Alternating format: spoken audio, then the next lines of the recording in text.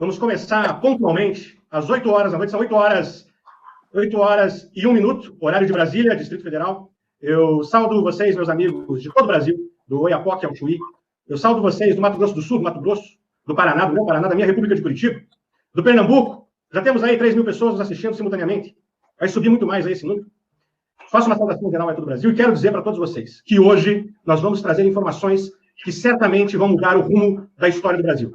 Comigo de frente, Roberto Jefferson, aquele homem que contou toda a história sobre o Mensalão, que trouxe à tona a história do Mensalão.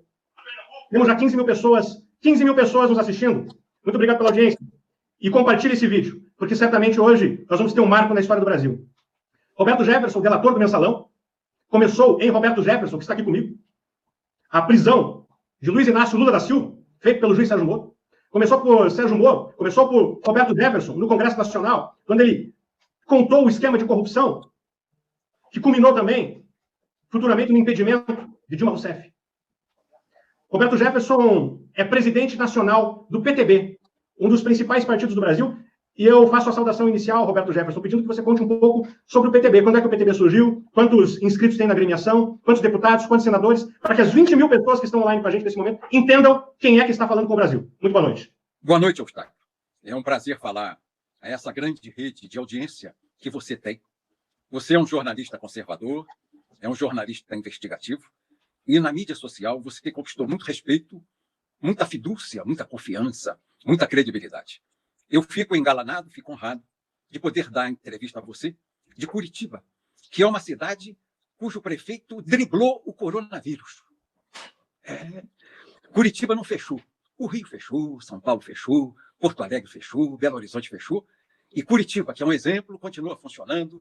O coronavírus sob regra, sob controle da sociedade, da classe médica. É uma cidade para frente, uma cidade progressista. Então eu falo com você com muita alegria, sabendo que o povo de Curitiba, onde você está passando por uma fase boa e que o vírus, o Covid-19, o vírus chinês, a pneumonia chinesa urdida em laboratório em Wuhan, não atingiu a esse valoroso povo. Hoje é dia 19, por coincidência, é o aniversário de nascença do fundador do PTB, Getúlio Vargas, que fundou o PTB em 1945. Isso quer dizer, há 65 anos atrás. Temos uma longa tradição de construção da malha de infraestrutura do país, petróleo, indústria de aço, metalurgia. Nós construímos a legislação social que o Brasil vive hoje na CLT, a aposentadoria, o estadista que transformou o Brasil, que veio de 1888, de um país de regime de mão de obra escrava para um país de forte legislação de proteção ao trabalhador. Isso lá na década de 30. O homem que deu voto à mulher, deu voz e voto à mulher brasileira, que foi Getúlio Vargas. Então é o partido que hoje eu tenho a honra de presidir. Temos 12 deputados federais eleitos pelo PTB nesse vendaval que foi nessa última eleição. Nós tínhamos 25, mas tivemos uma queda para 12 deputados federais e fizemos 12 senadores que foram cooptados por outra legenda. Nossa bancada é aguerrida, nossa bancada é liderada por um jovem parlamentar, deputado Pedro Lucas do Maranhão, que tem se destacado muito na condução do nosso partido na Câmara dos Deputados. Agradeço a você poder falar um pouquinho do PTB nesses momentos iniciais da nossa entrevista. Então, o PTB, como vocês ouviram, meus amigos, e já passamos aí de 38 mil pessoas ao vivo, né? Uns 32 mil no YouTube, mais umas 6 mil nas páginas parceiras, lembrando que estamos ao vivo também na República Dominicana, Bombeiros DF, e isso só nas que eu estou administrando. Fora, cada estado, Roberto Jefferson, está fazendo sua transmissão. Então, eu tenho 40 mil pessoas online aqui, na minha máquina mostrando, mais 27 estados com suas lives, com 1.000, 2.000 pessoas que eu não tenho controle. Estima-se que tenhamos mais de 100 mil pessoas simultaneamente nos assistindo. E, com certeza, a gente já está ganhando, ao menos na internet, do Roberto Carlos na Globo. E você que está assistindo aqui, quer ver o Roberto Carlos, vai para lá. Porque aqui nós vamos mudar a história do Brasil. Tem o Roberto Carlos e o Roberto Jefferson. 42 mil pessoas nos assistindo. Eu já quero ir direto ao assunto, porque as pessoas aqui estão ansiosas para saber da principal informação que nós vamos falar hoje, que é da iminência de um golpe contra o presidente Jair Bolsonaro. Um golpe parlamentarista comandado por Rodrigo Maia, presidente da Câmara dos Deputados. Rodrigo Maia está planejando um golpe contra o presidente Bolsonaro. Mas para que Rodrigo Maia dê esse golpe em Bolsonaro e entre como presidente da República, com 70 e poucos mil votos, que seria o maior absurdo da história, talvez do mundo moderno, ele precisa do Congresso Nacional, que ele preside. E eu quero que o Roberto Jefferson comece a contar para a gente o início desse golpe parlamentarista. Vamos tentar fazer, Roberto Jefferson, já com quase 50 mil pessoas nos assistindo simultaneamente, um desenho para as pessoas. Como é que inicia-se esse golpe parlamentarista de Rodrigo Maia, Roberto Jefferson? O que eu tenho assistido, e o Brasil tem presenciado, é que o Rodrigo Maia, mais o Alcolumbre, e eu diria que o Alcolumbre é liderado pelo Rodrigo Maia, vem tomando a agenda política das mãos do presidente Bolsonaro, que foi eleito para governar o Brasil. O Rodrigo Maia não obedece mais, na pauta que faz na Câmara dos Deputados, os interesses do governo. Ele coloca interesses que ele entende ser os interesses do momento nacional, dos partidos que o apoiam, e os interesses do grupo que hoje ele integra, que procura desestabilizar o governo do presidente Bolsonaro. Qual é esse grupo, Roberto Jefferson? Rodrigo Maia, Alcolumbre, Dória, Witzel, Rede Globo de televisão, dando apoio de noticiário, de publicização dessa campanha violenta contra o presidente da República. Os prefeitos que estão aderindo a esse movimento, mais o PSDB. O PSDB se soma ao DEM para desestabilizar no Congresso Nacional, e isso de maneira muito clara, muito transparente, o governo do presidente Bolsonaro. Eu hoje estava lendo que as MPs que são importantíssimas para o governo, a MP 910, chamada de MP da grilagem, o MP da regularização fundiária, a MP 914, MP medida provisória, tá? Que muda a escolha de reitores das universidades federais que viraram um braço do Partido Comunista Mundial. E aqui no Brasil, um braço do PT e do PSOL. MP 915, que muda as regras sobre imóveis da União. MP 922, das regras de contratação temporária para o serviço público. MP 923, que autoriza o sorteio de prêmios em redes de televisão. O Rodrigo Maia está fazendo um acordo com a oposição, e essa notícia está publicada pelo Globo Época, Guilherme Amado, para não colocar em votação e essas medidas caducarem, como ele fez que caducassem a medida provisória, que acabava com a obrigação do estudante universitário comprar a carteirinha na Uni. O Rodrigo Maia não pôs para votar essa pauta do governo, essa agenda do governo, caducou a medida provisória e volta a Uni a cobrar a carteirinha para botar dinheiro no bolso. A medida provisória que acabava com a necessidade das empresas que já estão sacrificadíssimas, ainda agora nesse Covid, da crise do vírus chinês, as empresas gastam em torno de 1 bilhão e 500 milhões com os jornais regulares do país, Globo, Estadão, Folha, Zero Hora, os jornais, para publicar os seus balanços. E o presidente fez uma medida provisória dizendo que acabava com isso, que bastava publicar no Diário Oficial, na mídia eletrônica. O Rodrigo Maia deixou essa medida provisória caducar. A medida provisória que estabelecia o 13º salário do Bolsa Família, o Rodrigo Maia deixou essa importantíssima e social medida provisória caducar. O que ele está fazendo com isso? Ele esvazia a agenda do presidente da República e ele constrói a sua. Isso ele está fazendo o quê? Tomando os poderes legais, constitucionais, políticos, que foram conferidos ao presidente Bolsonaro e passando a exercer a presidência da República, cargo para o qual ele não foi eleito.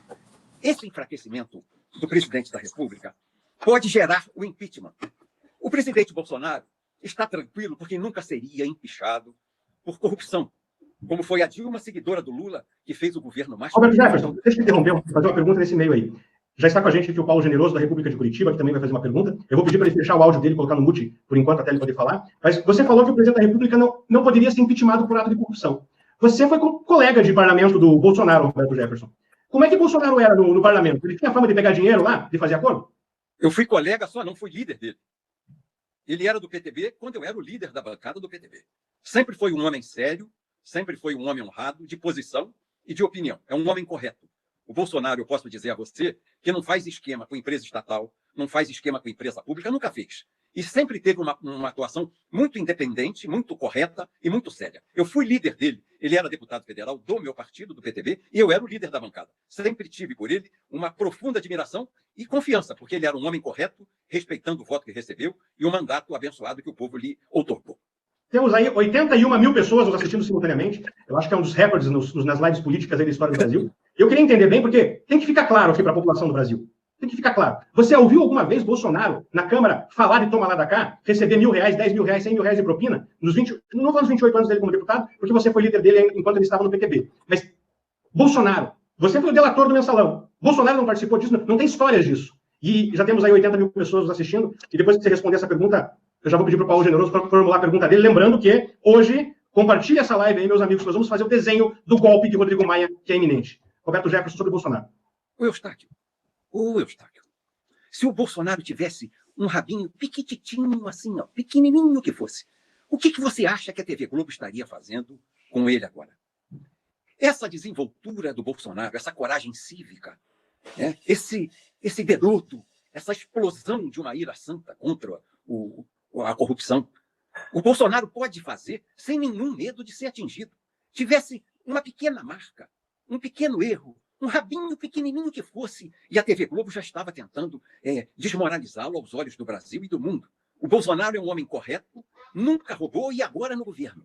Tem gerado essa crise com o Congresso porque ele não deixa roubar. Esse assunto que você está falando aí, daquela malandragem da época do mensalão, que deputado levava 30... E você denunciou? 50 mil reais para votar na base do governo do Lula, do PT. O Bolsonaro nunca integrou essa coisa, esse caravançará, ele nunca fez parte disso. E ele, como presidente, não concorda e não permite que faça. Então, ele moralmente é inatacável. Não é pela corrupção que eles vão tentar empichar o Bolsonaro. É por outro caminho. Você tem convicção disso? Moralmente, ele é você falou que ele é inatacável, mas eu não sei se essa palavra é correta, mas você disse que Bolsonaro é 100% honesto. Um cara, você nunca viu nada do Bolsonaro, nem o rabo do Bolsonaro. Nunca vi, fui deputado federal, Eustáquio, por 24 anos. 23 porque eu fui cassado. Fui eleito 6 vezes deputado federal.